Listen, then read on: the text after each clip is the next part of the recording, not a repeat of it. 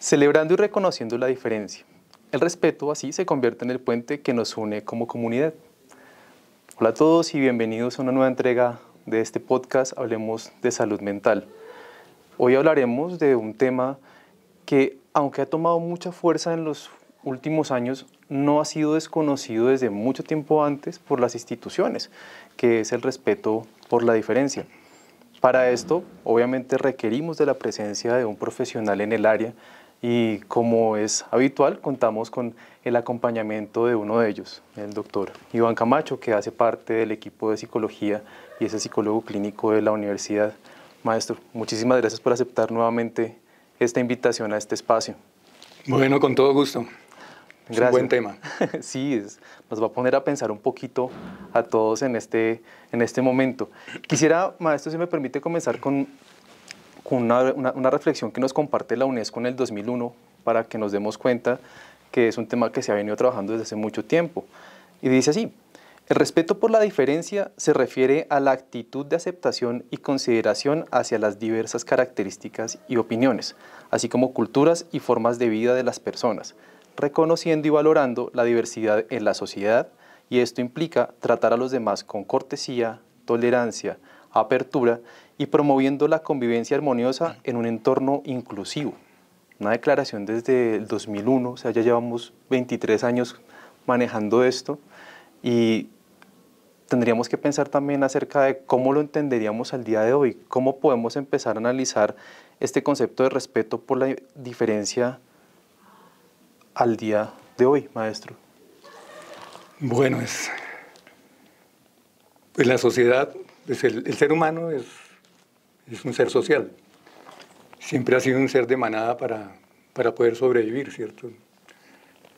Y el hecho de estar en sociedad implica diversidad, ¿sí? Multiplicidad de personalidades, de intereses, de gustos, de pensamiento, creencias. Entonces, el hecho simple de estar en sociedad implica ya el hecho de la diversidad, y la diversidad implica una serie de diferencias en los de diferente índole entre las personas, ¿no? Sí, y la misma palabra, creo que cuando la decimos sin conocerla bien se vuelve una barrera, ¿no? O sea, voy yo para este lado, usted va para este otro, pero entendiéndola como el puente, como un medio para poder interactuar con otras personas, ¿qué papel podría llegar a jugar este concepto a la hora de hablar de nuestro bienestar individual y también colectivo, como su merced lo estaba manejando ahorita? Bueno, el tema es bastante extenso, es bastante complejo y cada vez creo que se ha ido complejizando más en términos de lo que es la diversidad, ¿cierto? En el ámbito, bueno, ¿por dónde empezamos? A ver, por lo colectivo. ¿Por dónde diferenciamos? Sí, empecemos a diferenciar. Por lo colectivo, pues, la aceptación de la diferencia está relacionado con qué tan sana es una colectividad, una sociedad, un grupo social, ¿cierto? Está relacionado, por ejemplo, la ONU mide lo que es el índice de desarrollo humano de los diferentes países. Y eso mide diferentes ámbitos y entre eso están todos los aspectos sociales de salud mental y física. Y entre los aspectos sociales hay un sector muy importante que nos puede orientar para hablar sobre este tema en la sociedad. Y es esa parte del componente social, y el componente social está relacionado con qué tan justa es esa sociedad. Y hablando del tema de justicia, lo que es justo son como una serie de principios morales que orientan a los colectivos y a los individuos para comportarse de una manera honesta, para poder vivir mejor y tener calidad de vida. Entonces, hablando de una serie de valores ahí, ¿cierto? Cuando hablamos de que son una serie de principios morales que orientan la conducta, eso es la justicia. Entonces, uno de los índices que se evalúa ahí en la ONU es eso, ¿no? Qué tan eficaz y qué tan eficiente es la justicia en una sociedad. Y hablando de eso, pues dentro de lo que es justo implica tener en cuenta esas diferencias de los diferentes miembros de la sociedad. Hay una serie de principios que nos rigen a todos, pero eso no implica que todos tenemos que ser iguales ni tenemos que pensar igual. Eso es imposible, ¿sí? Simplemente son guías para orientarnos en esa convivencia sana. Entonces, una sociedad que no acepta la diversidad y la diferencia, pues no es una sociedad justa. Entonces ya implica que es un contexto donde las personas no se pueden sentir libres, no se sienten seguras, no se sienten confiadas de su entorno, y eso tiene una serie de implicaciones que incluso pueden ser hasta económicas, políticas. Eso afecta a todos los ámbitos de la sociedad. De acuerdo. Mire que usted lo decía o mencionaba algunos conceptos bien interesantes, ¿no? Respeto, diferencia, justicia, calidad de vida. Y todos estos los vamos entendiendo con el pasar del tiempo. Pero si nos devolviéramos a esas bases de nuestra infancia, cuando nos hablan de aprender a respetar, de aprender a no diferenciar, pero sí entender que hay alguien que no es como yo, pero debo convivir, ¿cómo podríamos entender ese proceso también? ¿Cuál viene a ser esa parte de nosotros, ya como adultos, a la hora de promover eso en las personas más jóvenes, en nosotros como ejemplo? Bueno, y los que siempre nos ven como ejemplo independientemente de la edad que tengamos. Bueno, ahí eso implica cómo favorecer el desarrollo de una persona. Sí. Cómo desarrollar el pensamiento, en este caso estamos hablando de lo moral, cómo desarrollar el pensamiento moral de una persona, ¿cierto? Y eso se aprende desde casa, desde la niñez, desde la infancia. Ahí es donde la familia tiene como esa función primordial. Y yo creo que no solo es educar, y no solo tenemos que educar a la persona, sino tenemos que llevar a las personas a que sean felices. Y una de las características de una persona que puede llegar a ser feliz es eso, que una persona que acepta las diferencias, que acepta a los demás, que es tolerante, ¿no? Aprender a tolerar pues, los diferentes aspectos que puedan tener los demás seres, ¿cierto? Para poder relacionarse mejor y así poder tener una vida pues, más satisfactoria. Entonces yo creo que la familia tiene un papel fundamental en eso, en términos de esa instrucción que le da a los hijos de esos valores, de esos principios del respeto, ¿no? Sí, y pues bueno, viéndolos también como modelos, pero ya los que hacemos parte, no de esas familias, sino los que hacemos parte de esa red que rodea y nos metemos con conceptos como promoción, divulgación, enseñar desde el ejemplo. ¿Cómo vamos nosotros ahí, desde la experiencia? ¿Cómo hemos visto que ese ejercicio se da? Porque hay momentos en los que decimos siempre hay que respetar, pero no sé cómo respeta el otro. ¿Cómo podemos llegar a un punto medio para decir, mire, aquí nos entendemos usted y yo que somos diferentes aparentemente? ¿Cómo podemos hacer eso, maestro? Bueno, ahí podemos ver, pues yo pienso que eso no solo nos compete a los profesionales que tenemos que ver con lo que es promoción de la salud, ¿no? Sí. Yo creo que eso es un compromiso de todos, ¿no? de todas las personas en el contexto social, en términos de promover esa tolerancia y ese respeto hacia los demás, respeto a la dignidad de la persona, ¿cierto? Porque la dignidad es lo que merece un ser humano simplemente por el hecho de ser. Y cada persona tiene derecho, lo dice la Constitución Política del país, ¿cierto? Artículo 16, el libre desarrollo de la personalidad. Eso implica que cada persona elige quién ser, cómo es y quién ser y cómo le gusta actuar, siempre y cuando ahí el límite está el derecho de los demás y el ámbito jurídico, ¿cierto? Que no se transgredan las normas sociales y que no se transgredan los derechos de los demás. Serían los dos únicos límites que tiene una persona para ese libre desarrollo de la personalidad. Entonces, eso creo que nos compete a todos, a todas las personas en la sociedad, ¿sí? Desde aspectos tan sencillos como si alguien nos viene a hablar mal de alguien, ¿cierto?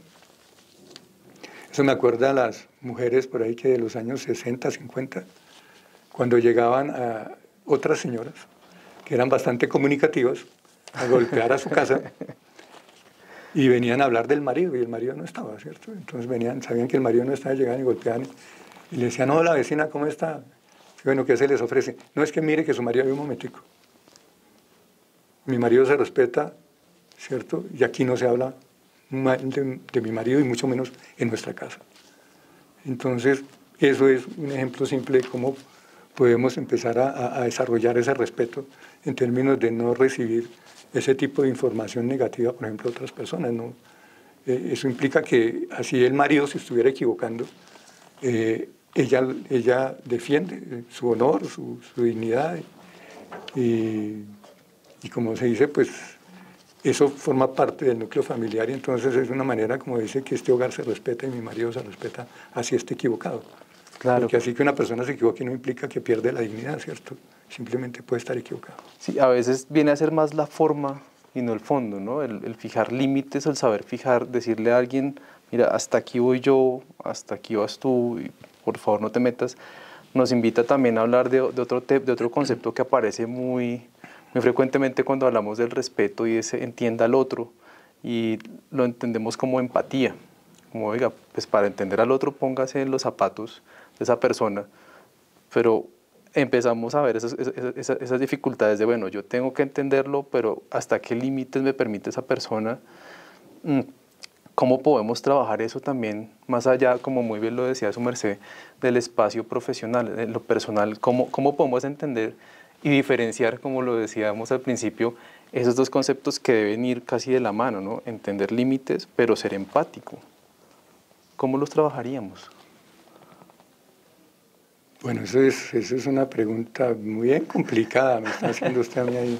¿Cómo desarrollar la empatía? De examen de final de semestre, sí. Para los que nos están escuchando o nos están viendo, dependiendo del formato que estén viendo. ¿Cómo desarrollar la sensibilidad? Porque eso puede tener hasta un componente hasta de temperamento, y el temperamento, aparte del temperamento es heredado, puede tener hasta un componente biológico, hasta la tolerancia tiene un componente biológico. Entonces, ¿cómo desarrollar la empatía? Donde a veces es más complicado, y eso lo aprendemos, o sea, todos los aprendizajes que tiene el ser humano, parte del error, ¿cierto? Cuando estamos aprendiendo siempre nos vamos a equivocar, el error es imprescindible para el aprendizaje. Entonces, por ejemplo, cuando hay las peleas entre hermanos, ¿cierto? Entonces, cuando uno de ellos está abusando de otro hermano, lo está maltratando al otro hermano, ese error que está cometiendo ese niño o esa niña es la oportunidad para hacerle ver el dolor que puede infligirle a la otra persona, ¿cierto? Que si realmente lo que está haciendo tiene la intención de dañar y lesionar al otro, ¿sí? Que llevarlo a que haga un análisis de su comportamiento, de cuál es la intención y cuál es la consecuencia y qué es lo que está generando, no solo al hermano que está agrediendo, sino además a todo el ambiente familiar, porque el hecho que agreda a uno de los miembros de la familia está afectando a todo el sistema familiar, porque eso llega a molestar a los padres, al otro puede generarle compasión, entonces la otra hermanita chiquita puede empezar a llorar, entonces empezar a mirar, o sea, que vea cuáles son las consecuencias de su comportamiento, ¿sí? Y que entienda qué es lo que puede estar produciendo en los demás. Entonces, es en la cotidianidad y en esos pequeños escenarios donde realmente podemos aprender ese tipo de sensibilidad, ¿no? De acuerdo. Y si hiciéramos como una transición de la familia a los entornos educativos, ejemplo, pues universidad, ya que estamos en este espacio, ¿cómo lo podríamos entender? Su merced nos mencionaba ahorita, bueno, hay que empezar a darse la oportunidad de ser corregido, de corregir, de ver las consecuencias de lo que se está haciendo, de poder llegar a puntos en donde soy consciente a partir de la posibilidad de fallar, de qué debo mejorar, pero adicionándolo a un contexto como en las universidades, que vemos que hay marcadas diferencias en las formas de trabajo, de interacción, de relación, hasta de interpretar cómo se ve la misma clase por parte de los estudiantes. ¿Cuál sería ese siguiente paso que podríamos sugerir a nuestros no sé si se dice audio escuchas, video escuchas, los que escuchen. Sigue usted poniéndola complicada, ¿no? Tengo la oportunidad de preguntarle a alguien que sabe mucho, maestro. Yo pienso que un concepto muy importante es la consistencia. Y en este punto, pues, cuando usted menciona la Universidad Escuela Colombiana de Ingeniería, yo creo que ahí sacamos pecho, porque la escuela tiene una característica, y hablando de la diferencia, o sea, que es diferente a muchas instituciones de educación superior. La escuela fue fundada para formar excelentes profesionales y no para tener un lucro propio.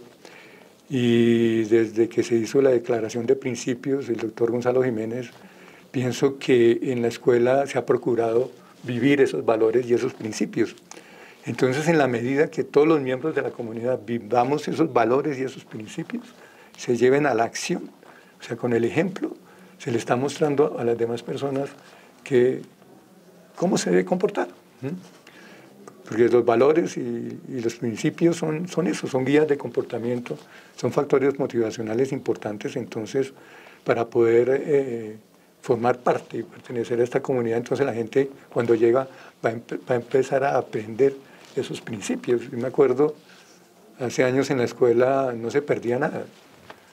A la entrada del bloque A estaba la recepción, y allá las personas podían olvidar en el salón unas calculadoras costosas y las encontraban en la recepción como objetos perdidos. O sea, pues ahora que ha crecido, pues el transmitir esos valores, o sea, no se hace tan fácil, porque antes cuando era más pequeña se hacía más evidente esa evidencia de los valores, pero es algo que tenemos que seguir haciendo mucho esfuerzo todas las personas en términos de mostrar ese respeto por la diferencia. Dentro de los principios de la escuela dice que aquí no se discrimina a nadie, ¿sí? Y eso es 1972.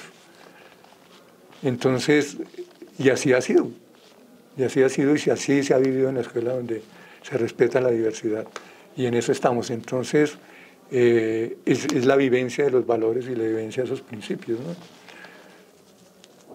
Yo pienso que esa es la forma. De acuerdo, consistencia.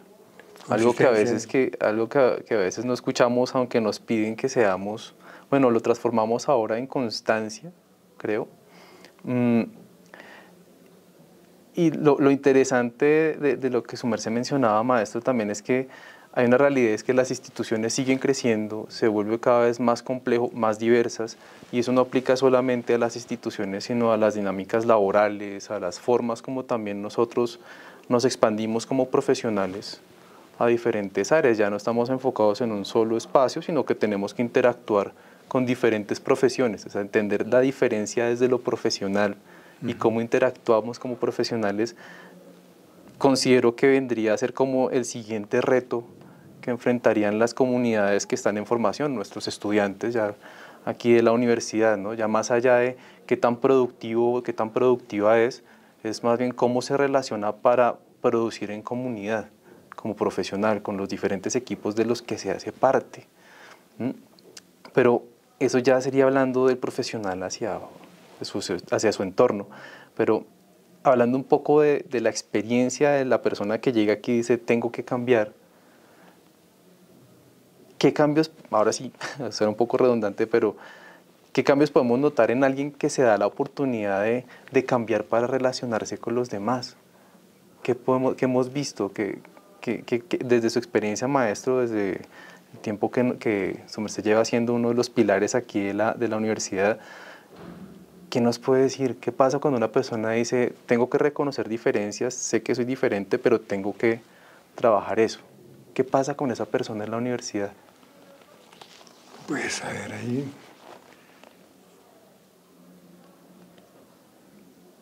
pues ahí, como les digo, uno aprende en la interacción. O sea, cuando la persona llega a un contexto, empieza a relacionarse y empieza a encontrar esas diferencias, ¿no? Por ejemplo, los muchachos que llegan nuevos a la escuela,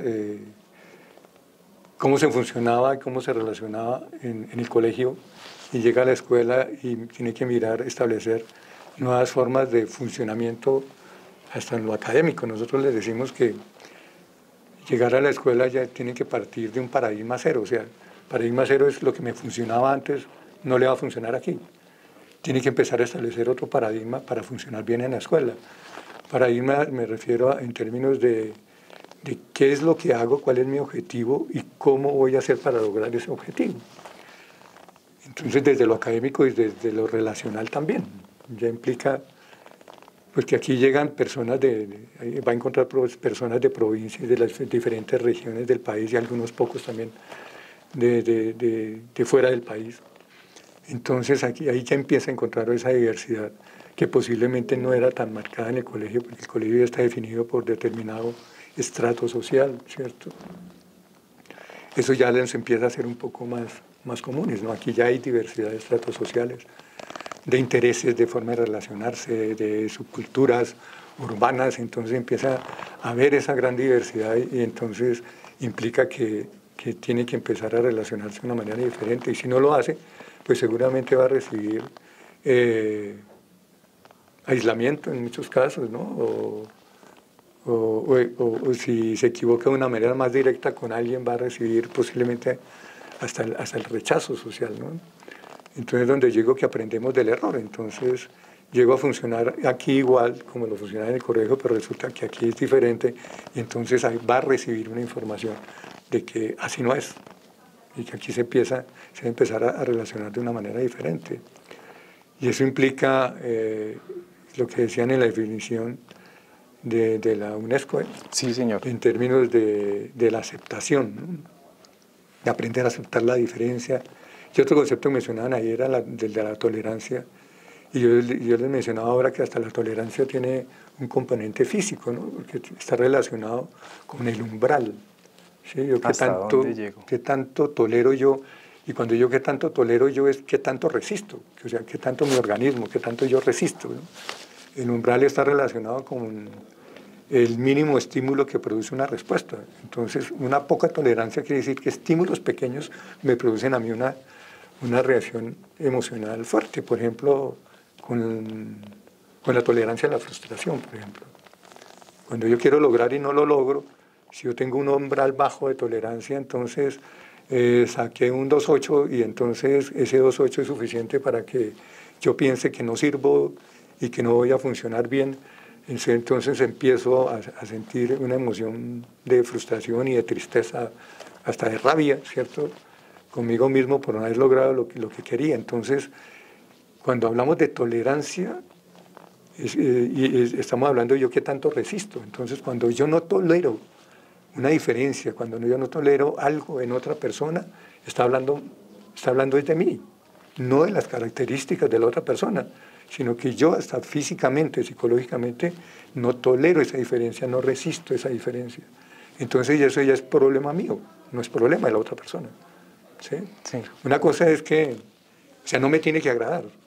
¿Sí? A mí me puede agradar o no agradar. Uno está ahí en la libertad, ¿sí? Y eso es hasta automático, que me agrada y que no me agrada, ¿cierto? Sí. Pero sí tengo que aprender a aceptar y a respetar esa diferencia. Yo está hablando, es de mí, bien o mal de mí. ¿Sí? Por eso hay una frase que dice, ¿cómo es que? Lo que dice Pedro de Juan habla de Pedro y no de Juan, ¿cierto? Habla más mal de Pedro y no de Juan, ¿cierto? Entonces, eso está hablando también, eso podría estar relacionado con lo que es la tolerancia y la aceptación a la diferencia. Cuando yo hablo de estos temas como clínico, me acuerdo mucho de lo que es de terapia de pareja.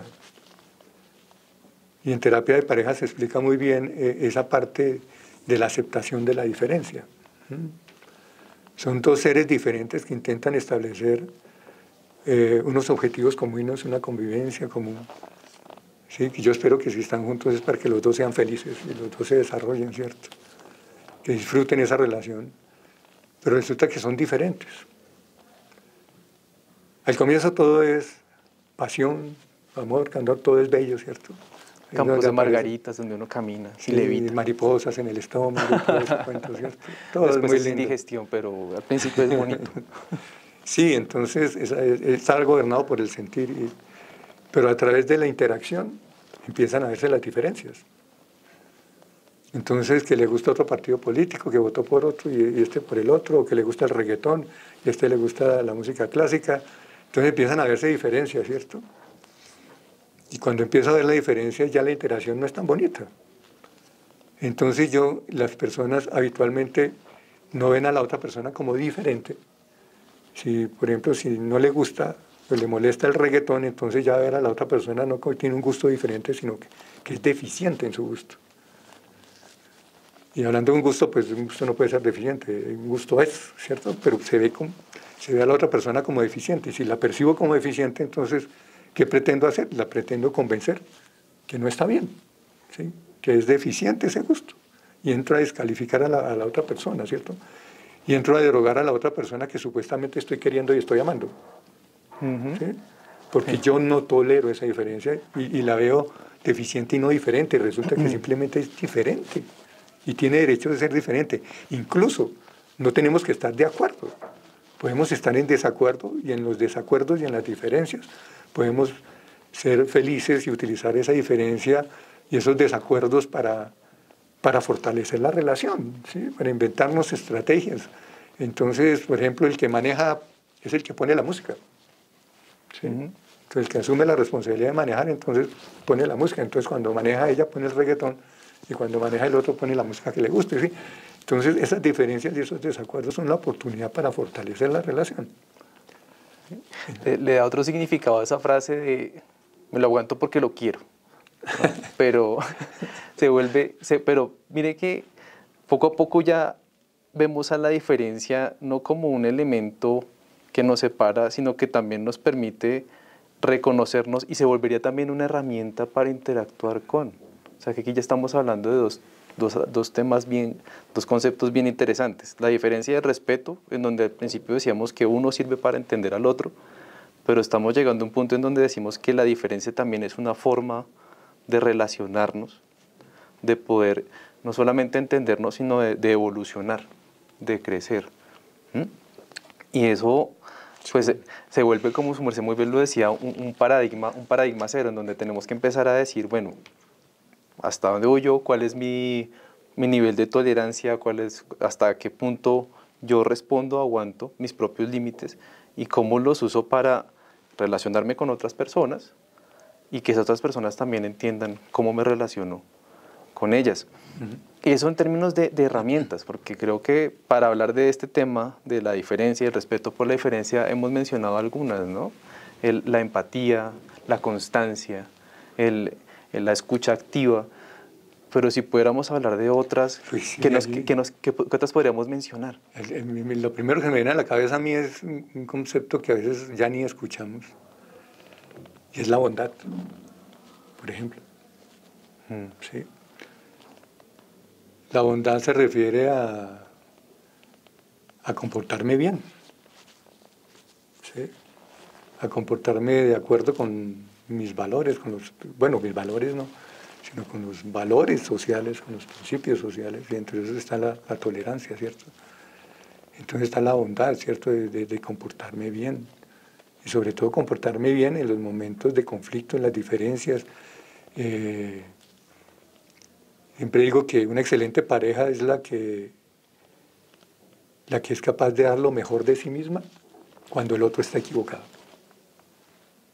Porque dar lo bueno en un buen momento eso lo hace cualquiera. Pero tener la bondad con mi pareja cuando la ha embarrado, cuando ha fallado y cuando ha fallado fuertemente, eso se nos olvida porque no somos tolerantes, porque nos enfurecemos, porque nos guía la emoción, nos sentimos atacados y resulta que las personas fallan, todos fallamos, todos cometemos errores y es ser capaces de tener esa bondad, ¿cierto?, de comportarnos bien con el otro. O asumimos que ya como llevamos algún tiempo, esto es obvio y lo damos por obvio, ¿no? Decimos que usted ya se la sabe. ¿Por qué pasa esto otra vez? Además, ese concepto de obvio es como si cuando la persona que dice obvio, esa persona está equivocada porque lógicas no hay una. Casi que yo creería que cada ser tiene su propia lógica. Entonces, cuando dicen obvio, es desde la lógica de quién. Sí, cuando yo digo obvio, estoy hablando de mi lógica, pero la lógica de la otra persona es distinta a mi lógica. Sí, entonces, debo entender ese tipo de cosas, ¿no? Entonces, es cuando digo también, devolviendo un poquito, hablando de lo de la bondad, lo de la bondad del comportarme bien implica que, y también había mencionado lo del desarrollo del pensamiento moral, pero el desarrollo del pensamiento moral con la bondad se complementan, porque lo que tenemos que hacer especialmente es el desarrollo de la conducta moral. Sí, ahí me acuerdo siempre de los políticos, ¿cierto? Son personas muy inteligentes, tienen posgrados, doctorados en Harvard, en Oxford, en las mejores universidades porque han tenido los recursos, ¿cierto? Y bueno, y otros se los habrán ganado de otras formas, becas. O sea, son personas inteligentes y hablan muy bien y hablan de los principios y tienen buen desarrollo del pensamiento moral. Pero la acción, lo que hacen es otra cosa. Y las personas debemos ser evaluadas por lo que hacemos, por la conducta, no por lo que hablamos, no por lo que pensamos, sino la consistencia entre lo que yo pienso y lo que yo hago. Cuando yo lo hago y lo hago con bondad, eso sí trasciende. Eso sí trasciende y eso es lo que muestra realmente el respeto a la diferencia, ¿cierto?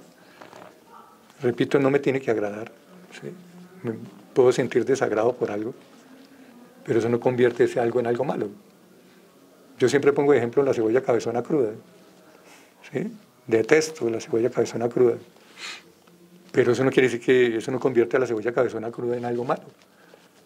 Es más, para la mayoría de gente es algo agradable, porque yo tengo que estar diciendo en las ensaladas, la hamburguesa, por favor sin cebolla, por favor sin cebolla. Eso y todos voltean a mirar y hacen así. Sí, eso quiere decir que a la gran mayoría de gente le gusta la cebolla. ¿Sí? Entonces, y dicen que la cebolla tiene una gran cantidad de propiedades saludables. Quiere decir la cebolla puede ser buena, puede ser deliciosa, a pesar que a mí no me gusta. De acuerdo. No, y pues somos dos. En ese proceso yo también he tenido que ver esas miradas cuando decimos algo que no está dentro del común y termina siendo interesante hacer esa reflexión, ¿no? O sea, y empezar a evaluarlos frente a si somos deficientes o diferentes. Creo que es una nueva oportunidad que nos presenta este encuentro que estamos haciendo el día de hoy. Usted dice eso y me acordé de un ejemplo, de cosas simples. Es que esto lo evidenciamos en cosas simples. Estamos haciendo fila para entrar a ver una película, estamos haciendo fila para el cine. Entonces la persona que está vendiendo la boleta está agachada mirando allá a su pantalla, no sé qué, dice, ¿cuántas boletas? Una. ¿Una? Sí, sí, por favor, una boleta, sí. O sea, eso ya implica una diferencia, ¿cierto? Y como que ya se ve como que es raro, ya es simplemente el gesto de la persona que está mostrando, esto es raro, esto es diferente, ¿cierto? Y no se ve bien, o sea, como si para ver una película uno necesita compañía. Y uno cuando ve la película no está con la compañía, no está concentrado en la película. Sí, o cuando va a comprar el cine con Vito que pide y somos dos, también miran así. Sí, sí es bien interesante. Y en ese mismo orden de ideas, maestro, ya que vamos como llegando a ese final, porque estos espacios son más de reflexión, de dejar ese cuestionamiento a las personas que se toman el tiempo también de escucharnos, ¿qué invitación podríamos hacer para que las personas que nos escuchan y que han llegado hasta este momento y que están diciendo, sí soy diferente, puedan hacer de esa diferencia ese puente con los demás? ¿Qué podríamos invitarles a hacer? Auténticos. Ser auténticos. Parte de la realización en la vida y tener una vida gratificante es que uno pueda ser auténtico. Sí, ser diferente, comportarse, hacer lo que quiere, hacer lo que le gusta, hacer lo que más le satisface, lo que más le gratifica en la vida, ¿cierto? Con el límite que hablábamos de sin transgredir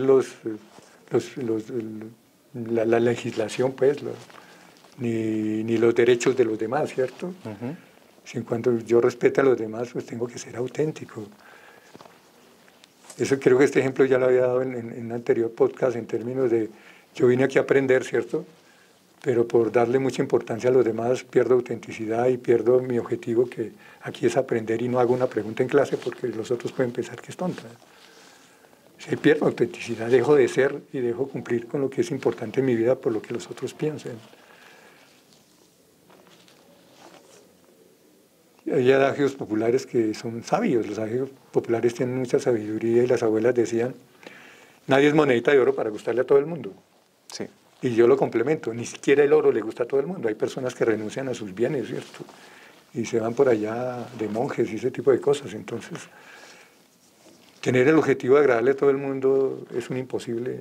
Tiene que agradarse a sí mismo. ¿Sí? Sí.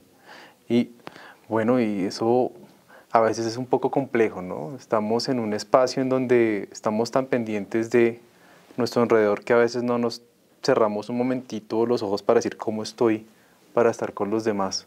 Creo que también esa viene a ser una de las invitaciones que este espacio quiere hacerle a todas las personas que nos están escuchando en este momento. Bueno, nos están viendo. Recuerden que yo, en mi diferencia, a veces todavía estoy entendiendo cómo es que funciona este ejercicio. Así que, maestro, quisiera pues complementar su invitación con una pregunta para las personas que nos escuchan o nos ven, y es la siguiente. ¿Qué es para usted ahora el respeto por la diferencia? ¿Y cómo lo puede convertir en una herramienta para crear puentes en donde multipliquemos y no dividamos? Los invito a que se queden con esa pregunta, la reflexionen, y si de eso se generan cambios, no les dé miedo hablarlos, porque eso los hace diferentes, nos hace especiales y nos permite construir como comunidad. No sé si usted esté de acuerdo, maestro. Totalmente de acuerdo, sí, señor. Gracias. Bueno, pues ya aquí llegando al final de este espacio, lo primero que debemos hacerles a ustedes es el agradecimiento por el tiempo, su disposición. Sabe que nos puede repetir cuantas veces quiera, no hay problema. Este espacio está para compartir, para construir. En ese mismo sentido, agradecerle, maestro, por su tiempo, por su experiencia, por ese conocimiento que nos permite también entendernos desde ese espacio tan diferente que ha sido como el tema del día de hoy. Y extender como siempre la invitación para las próximas entregas de estos espacios que la universidad crea para toda la comunidad y que al día de hoy conocemos como el podcast de Hablemos de Salud Mental. Muchísimas gracias a todos y hasta una próxima entrega. Maestro, muchas gracias. Con mucho gusto, estamos para servirles.